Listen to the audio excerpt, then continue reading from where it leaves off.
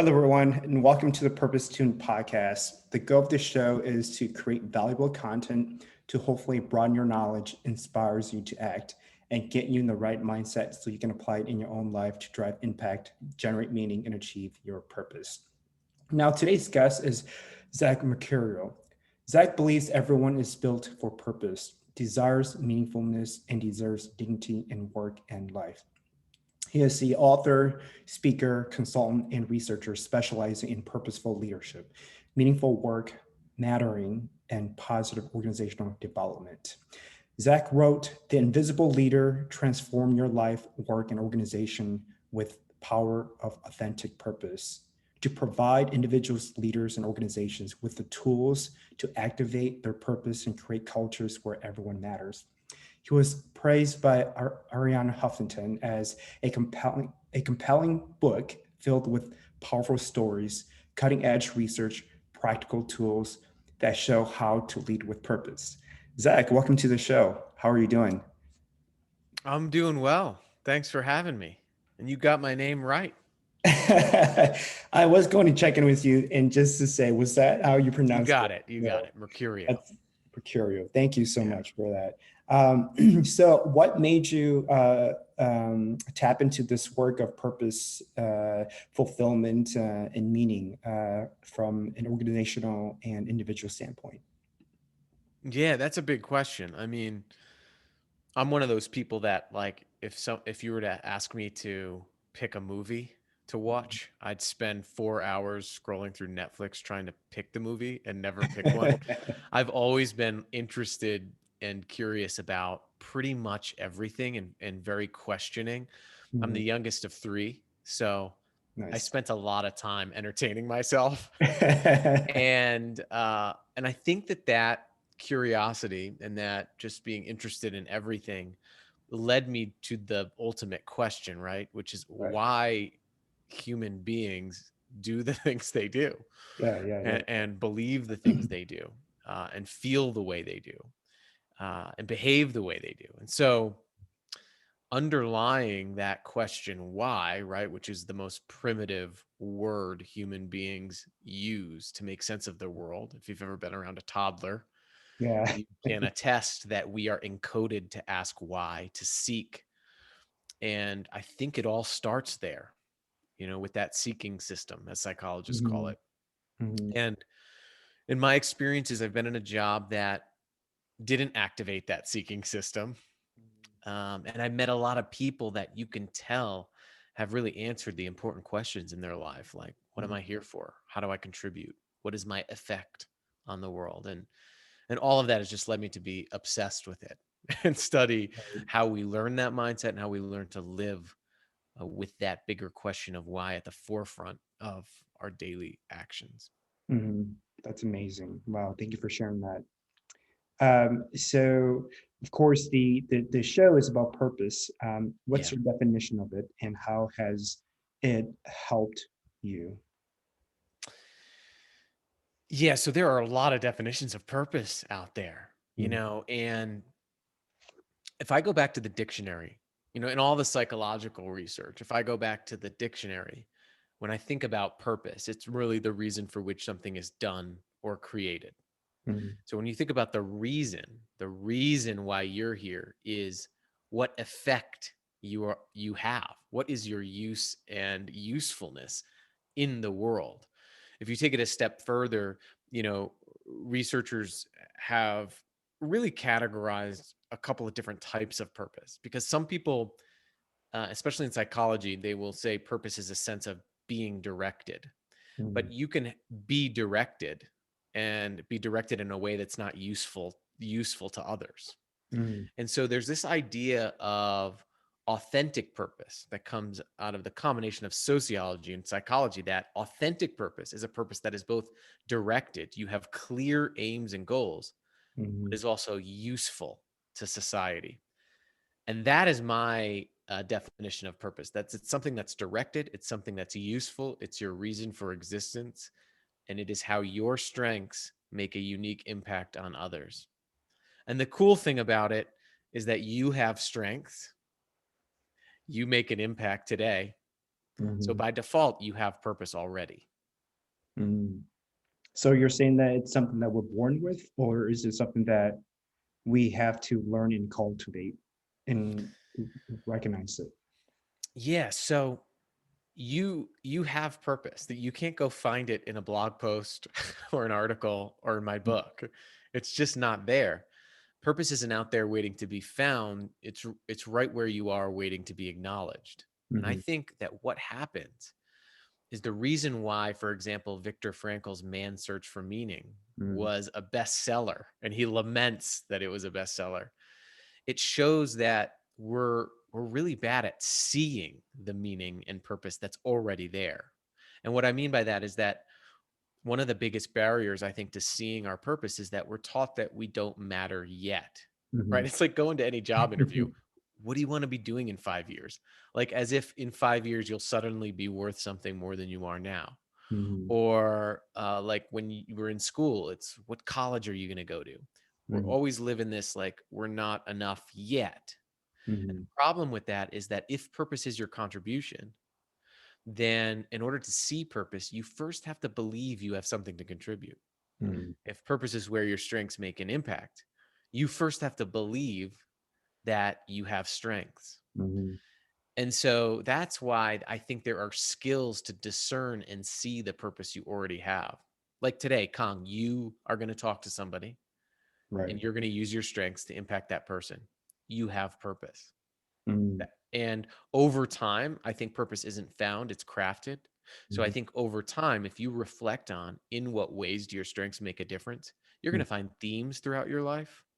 Right. And those themes are where you sort of get a solidified sense of more of a global sense of purpose of really, yeah, I have these unique gifts that impact people in these unique ways, Mm-hmm. and I can do something with it. Mm-hmm. And that's, I think, where purpose gets crafted and arises from. Mm-hmm. Amazing description. Thank you. So when you work with organizations and leaders, how do they react to purpose, and what's their take on it, their understanding, and how do they respond to it? Yeah, I mean, I think that if people think of purpose as some global cause, it creates a lot of tension and a lot of what I call purpose anxiety, right? It's, well, we're in this company and we help design and engineer concrete. So, do we really have a big global purpose, a sustainable purpose? Mhm. And the problem is that when we mistake purpose with cause, is that oftentimes cause or aspiration becomes way too big for everyday people to experience it in their everyday lives, right? So, Mhm. this is why one of the ways I try to get around that purpose anxiety is to start moving from this idea that you have to have a big purpose and start getting into this idea of what it means to be purposeful. Mhm. Anybody can be purposeful. So, what I mean by that is if purpose is your contribution, being purposeful is contribution centered thinking, being, and doing. So, it's the difference between, so when I'm coaching leaders, it's the difference between getting up in the morning, looking at your calendar and saying, hey, what do I have to do today? Mhm. Versus looking at your calendar and saying, how is what I'm going to do today going to impact other people? Mhm. Anybody can do that. Every day that you wake up has one thing in common for all of us, and it's the opportunity to contribute.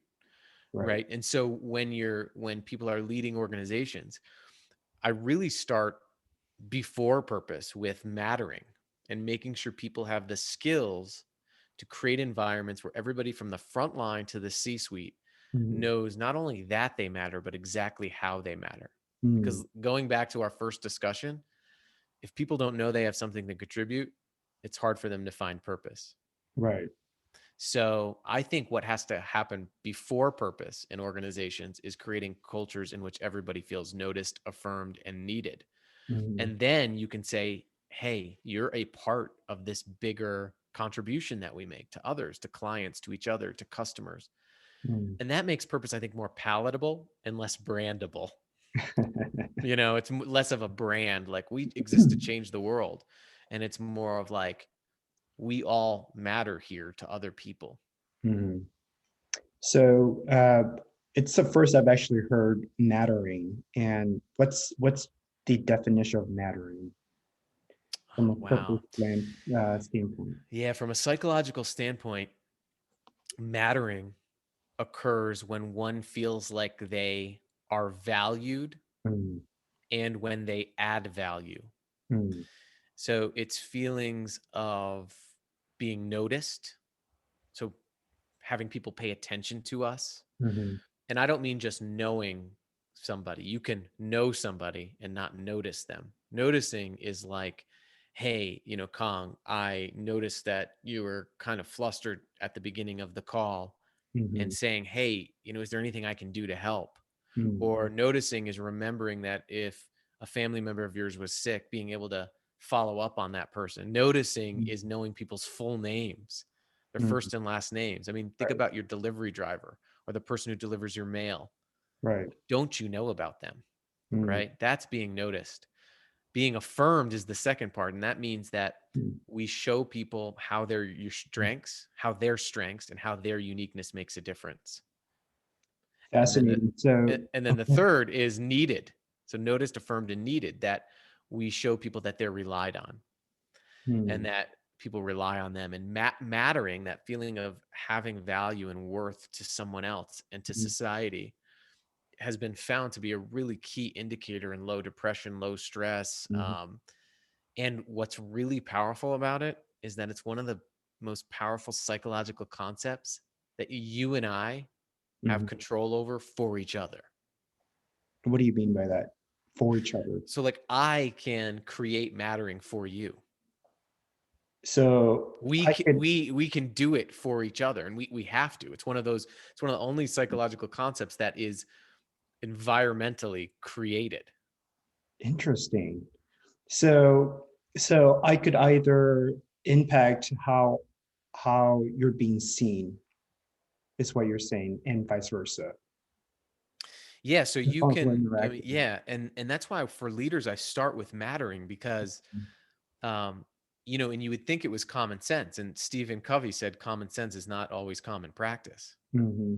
I mean, that's why this idea of mattering is so interesting to people, because it does seem like common sense. But then Right. if I were to ask you, how do you remind yourself to notice and remember personal details about the people you meet or work with? Mhm. Mm, Um, if if I were to ask you, what is your strategy for making sure that anytime you say thank you, you remind someone how their strengths made a difference? mm, If I were to ask you, when was the last time you told somebody, I rely on you, and this is why I need you, right? right. So common sense isn't always common practice, Right. and the practice of mattering, I think, is going to be essential for the health of our society Mhm. moving forward. So how do we deliver all of that in a market where things are constantly changing, and it almost seems like leaders don't really have time to to apply these things to their Mm, teams because they're always on the go. Like I've worked at organizations where we're essentially working on projects, what they would say, you're essentially flying a plane while you're building it. So how do you yeah. apply all of these Isn't that a concepts comforting out metaphor? there? So what's your take on how we can get leaders to apply these concepts while we're essentially moving 10,000 miles per hour, or feels like 10,000 miles per hour? Yeah. And I think it's important to know that to create mattering is not to do something else, not to add something else onto your plate. Hmm. It's to embed mattering into what you already do. For example, you already have meetings, right? Right. You could, instead of diving into what you have to do in the meeting, spend 5 minutes asking people how they are today.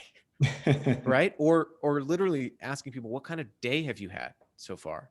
Right. Or after the meeting, if you noticed somebody who was clearly tired or not engaged, Hmm. saying, hey, I noticed that you look like you might be struggling, is there anything I can do to help? It takes a minute to do that. One of the leaders that one of these teams I worked with that they just came alive when they talked about their leader. It was the most like obsessed with a leader I've seen a team. They kept saying like, "Oh, she just gets me. She loves us. She has my back," right? And these are frontline workers. Mm-hmm. And I went to the leader and I said, "How do you do that?" Mm-hmm. Right? And she's like, "Oh my gosh, I am such a taskmaster by nature that years ago I decided I had to keep a notebook." She pulls out this big notebook and I had to write down people's details about themselves. If they talked about their hobbies, I'd write them down. If they talked about their friends or families, I'd write down their names. And I made it a point every week to make sure I checked in on those details. Mm-hmm. You know, if someone's family member was sick, I remembered it and I would check in at the beginning of a one-on-one. Right. What does that take? A total of 2 minutes, 3 minutes, a day, but it can have a huge psychological benefit. On the flip side, the existential cost of being forgotten, Mm-hmm. research finds is incredibly high. There's been studies that show that when researchers ask a group to do an activity, a group activity, and then they ask them to come back the next week, and then the researchers are instructed to pretend they don't see them Mm-hmm. or don't remember them, just one moment of not being remembered, for example, can correlates with lower self appraisals of meaning in life. Interesting. One moment, one moment. So if you don't have time to remember somebody and tell them you missed them when they were gone because they weren't at the previous meeting, Mm-hmm. then maybe you shouldn't be a leader, Right. right? I mean, I'm not trying to be harsh by that, but what I'm saying is that these are very small things that can be embedded in to what you already do. Mm. That's amazing. Is that what purposeful leadership is? Yeah, I mean, I define purposeful leadership as creating environments where people know that they matter, people know how they matter, they can connect to a bigger purpose, and they can do all that in a fear-free environment where they can feel free to make mistakes, share ideas, ask questions, and be vulnerable. Because if you try to make someone feel like they matter and ask them to be vulnerable, but they don't feel safe being vulnerable, then you've lost one side of the coin. So that's why I think positive cultures and positive organizations and positive climates Mm-hmm. go hand in hand with enabling and facilitating mattering Mm. and meaningfulness and purpose. Yeah, so it seems like some of these concepts that we've touched on is similar to my work in diversity, equity, inclusion. And one of the concepts that I work with leaders on is the sense of belonging. And Mm-hmm, here is mm-hmm. similar to mattering. And so, what's your take on that? Are there similarities? Are they the same thing? What's the difference? And then, of course, in order for people to belong in an organization, you have to create a culture where people feel psychologically safe. There's this Yes. concept of psychological safety, right? And so, and of course, that concept is highly associated to creating a workplace of belonging. Mm. So, Yeah, so mattering and belonging. So there's a great book if you're interested. It's called The Psychology of Mattering and it's by Gordon Flett and really it's one of the only books out there on the psychological research on mattering. They talk a lot about the difference between belonging and mattering. mm, Mattering is more, especially from an interpersonal standpoint, mhm, mattering is more of an interpersonal dynamic. Like I matter to you, you matter to me. mm, It's a everyday practice, right, that you and I have to do for each other. mhm, Belonging is being a part of a larger whole, right, a larger group, and seeing right, your worth in relation to that whole. mm, Now what I would venture to say, and this is interesting tie-in between both of our work, is mhm, that I bet that people who craft cultures in which people feel like they belong mhm, also enact the skills of creating mattering on an interpersonal level. So mm. I think that they really complement one another, that belonging is probably an outcome of a group of people who individually they know how to make others feel like they matter. Right. Fascinating. Okay. Because So what systems, right? Systems are the sum of their parts. So you could have a culture in which you say everybody belongs here. We have a culture of belonging. But if a supervisor creates an anti-mattering experience for their supervisee, Hmm. then does that person experience that belonging? Hmm. Right. Yeah, that's fascinating. So emotional intelligence, of course, is a huge concept in organizational change behavior development. Um, what's your take on that concept, and how does it serve a organization that's purpose driven? I'm definitely not an expert in emotional intelligence, Okay. but I can say that awareness of how you feel and creating space between reaction and Mhm. response to events is critical for creating mattering and meaningfulness. Mhm.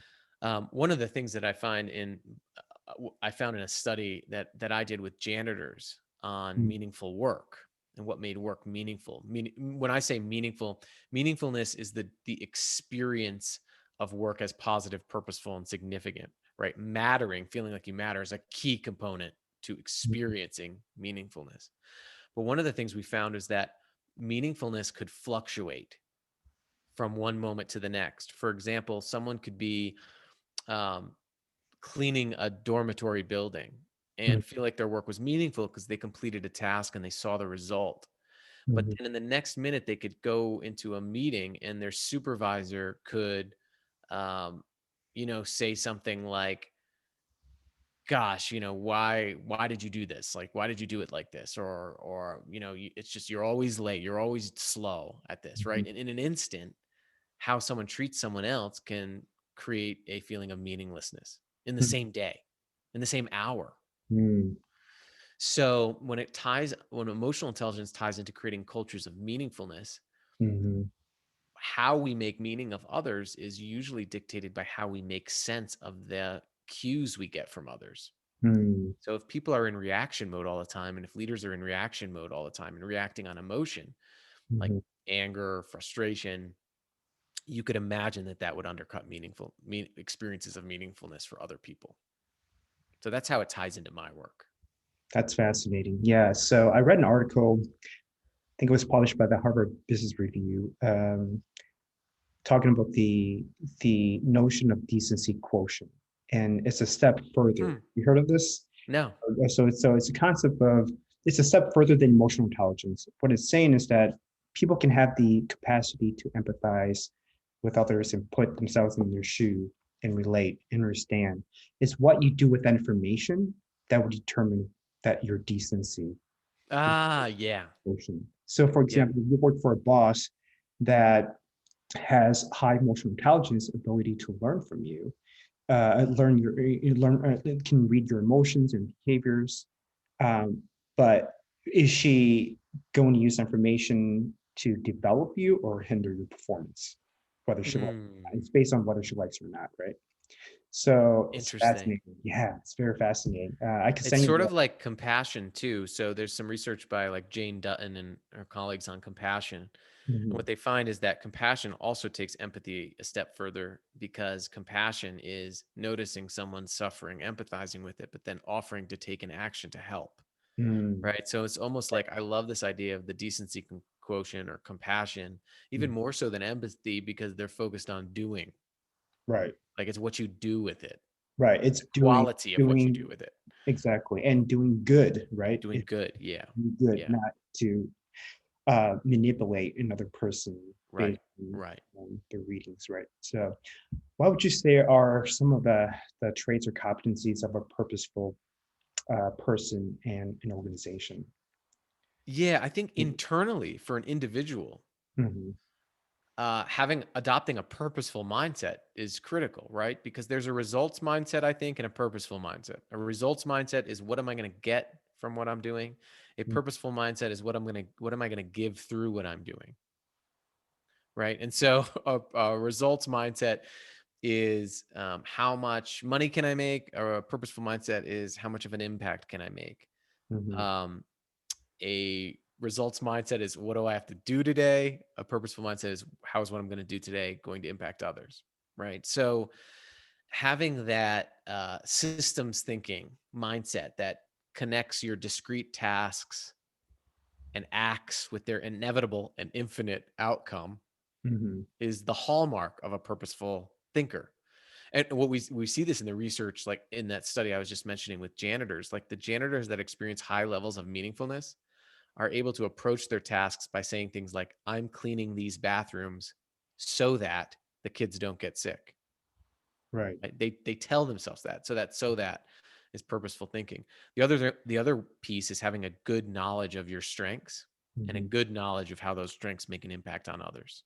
Mm-hmm. Because it's that intersection that becomes your purpose. And then I would say the final piece is being able to identify some values Mm-hmm. that not just values to like do a values card sort, or something like just pick some values, but I mean like choose the values that you need to live by to deliver the contribution you want to make.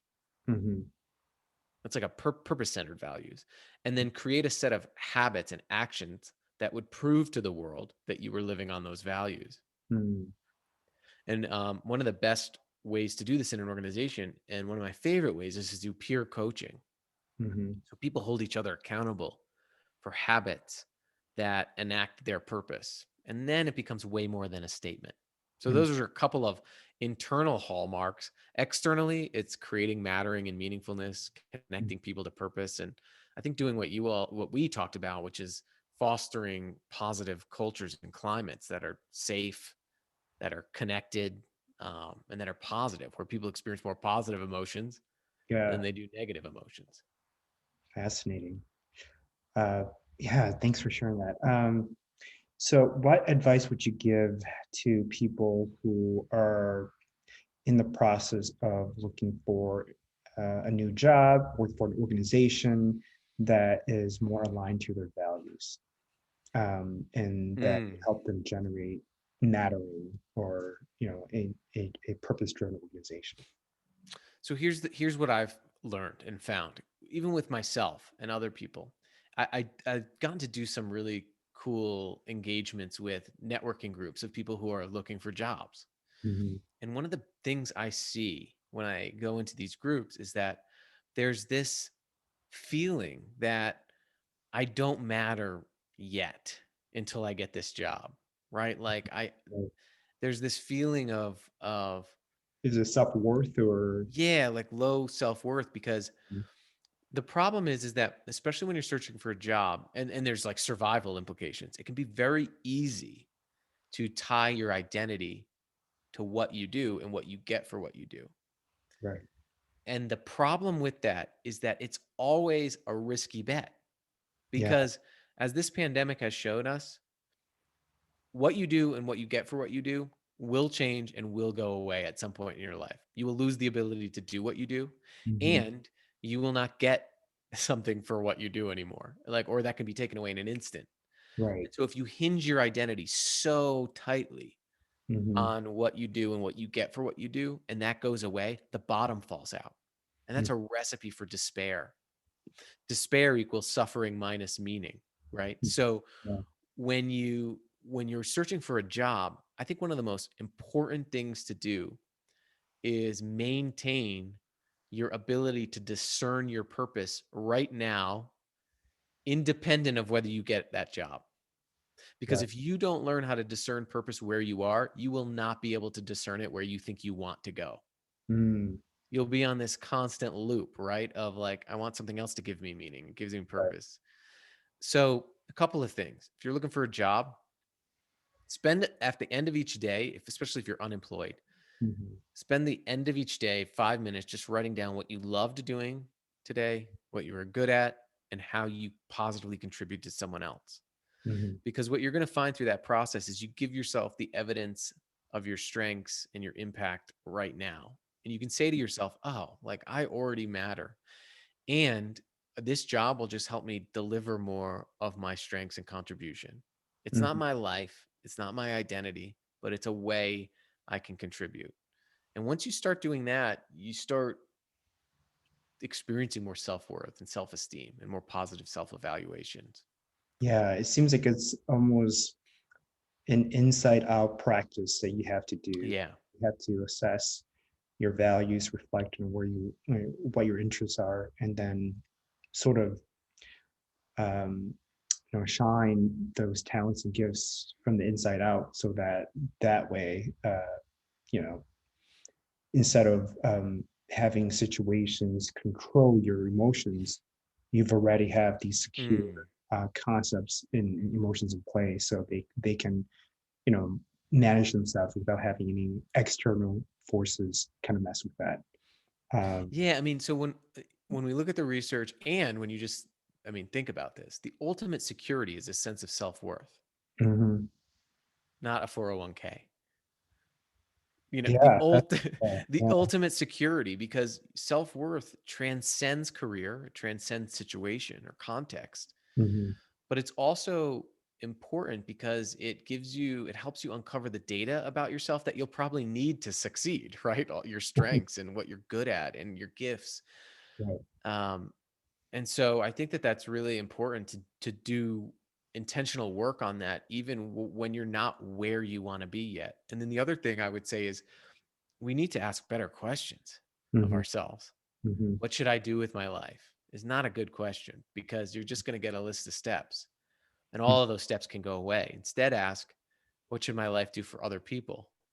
mm. Right? Your Wow, possibilities powerful. expand. Or Right. like, what kind of job do I want? Mhm, What kind of problems do I want to use my strengths to solve? mhm. That's a question that transcends a job, right? Right. So I encourage people to ask themselves, are there questions regenerating meaning in their lives, or are the questions they ask themselves extracting meaning and mattering Yeah, in their lives? yeah. I think, so part of that, what you were saying was about being of service to others. So questions like, how can I serve this organization? What values can I bring to this organization? How do I matter for people rather than what um, do I find that brings me joy or happiness? Because that's more like a self, I want to say almost like a self-centered approach. And so I think in order to achieve fulfillment or, you know, achieve a sense of belonging, you're really utilizing your skills and talents and applying it to make society, communities, organizations better off. So Yeah. it's I almost like, mean, in the research on like fulfillment and life fulfillment and in a lot of those like end of life studies, mhm. nobody says that the thing they're most proud of is their job title Right. or the skills on their resume, right? I mean, New York Times columnist David Brooks calls it the difference between living for resume virtues, the things you need to acquire and achieve, and Right. eulogy virtues, the things you want people to say about you at your funeral. Right. And achievements and Mm, happiness and pleasure and passion are all good. mhm. Like sometimes my ideas are a little bit controversial because people are like, wait a minute, I deserve to be happy. I deserve this and that. Those Right. are all good, of course. Yes. I mean, you should do things that make you happy. You should do things that make you pleasurable. You should do things that you're passionate about. Mhm. But I don't think it's smart based on the research to hinge your identity to those things. Mhm. Because I think when you do, you hinge your identity to like, if you hinge your identity to a passion, right? Passion comes and goes. You Right. only experience passion when you're doing the thing that you're passionate about. The thing with flow, people always want a flow state. Flow Mhm. states end Mhm. when you're not doing the thing that brings you to flow. Right. If you spent your whole life in flow, you'd be exhausted and you'd have no connections with the outside world or anybody. So, you know, the question is are you hinging your identity to something that's temporary and fleeting as Mhm. a like pleasure and passion and happiness, or are Mhm. you hinging your identity to something that we know is more enduring when it comes to fulfillment, like meaning and purpose? Mhm. Yeah, yeah, that's amazing. Zach, we're about that time. Thank you for sharing your insights. What would be the most rewarding part about your work that you'd like to share? I get to work with a lot of people in a lot of different occupations, and when somebody realizes for the first time in sometimes years that what they do matters, Hmm. there's nothing like it. I mean, Yeah. when I'm like working with a janitor, and I'm talking with them and they're talking to me about their life and how difficult their life was before they got the job. And then Hmm. they hear from a student, like a student comes and says thank you to them. Hmm. And you see, like in that moment, you see just life being injected into somebody. Yeah. Yeah. It's incredibly powerful. And it's these little moments of mattering that we create for other people that give life to people, and you can see it. Just look for it. There's nothing more powerful than a human being who has realized that they matter. Right. Nothing. I don't think anything is. Yeah. um, and that's for me. Luckily in my work, I get to compel people to reflect on moments of mattering in their own lives, on Hmm. how they see themselves mattering. And when people see it for themselves, it's powerful. Yeah. That's amazing. It's almost like you're saving another person's life um, by ensuring that they matter. Um, Oh that's my gosh, Gordon Flett in the book Psychology of Mattering said that mattering, based on the research, it appears that mattering is not just a nice to have. It Mhm. could be the difference between life and death, Wow. literally. Yeah. And so, I know people may think that's overstated, but when Mhm. you look at the research, I mean, when someone doesn't believe that they matter, it's incredibly easy for nothing to matter. Right. Yeah. That's wow. I'm gonna have to get that book. Yeah, it's a lot. I mean, it's Yeah. like you'll like it. I mean, it's a lot of research studies, and it's pretty dense, but it's really good if you want to understand this concept and its power. Yeah. Yeah. So where can folks find you should they want to connect with you?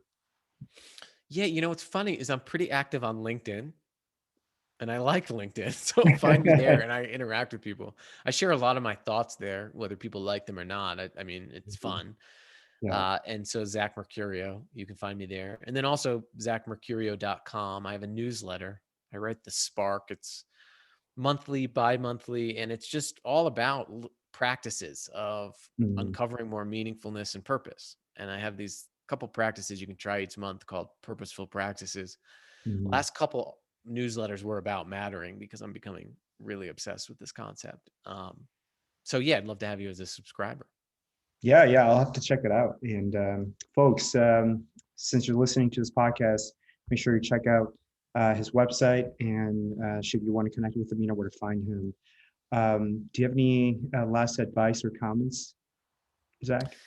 I mean, my only last advice is go out somewhere today on the phone, a video, wherever you are, and just notice somebody. I mean, really notice somebody. Ask their full names. Learn what their kids' names are. Um, Ask who relies on them and who they rely on. And if you just did that once, I mean, I'd say you had a pretty good day. That's awesome. Well, I'm having a great moment. I wish we could go on and talk more, but unfortunately, the time is up. So, Zach, thank you so much for your time. I Yeah. appreciate all the Thanks, insights you Colin. shared. Thank you. Take care.